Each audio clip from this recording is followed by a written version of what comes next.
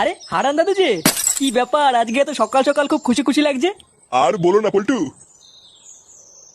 গ্রামে না একটা নতুন হোমো এসছে। আমাকে একটু আগে রাস্তায় ডেকে বললো 10 টাকা দাও, হ্যান্ডেল মেরে দেবো। সেই যে কি মজা গো পল্টু, আর কি বলবো। সকাল সকাল মনটা পুরো ভালো হয়ে গেল। কি বললা? 10 টাকা দিয়ে হ্যান্ডেল মেরে দিল? তা নয় তো আর কি বলছি গো ফুটো। তোমরা কিন্তু আবার এইসব কথা কাউকে বলো না, ঠিক আছে? এই না না দাদু, আমরা কাউকে বলবো না। লেওরা তুমি কাউকে বলো না। আচ্ছা আচ্ছা, ঠিক আছে ঠিক আছে।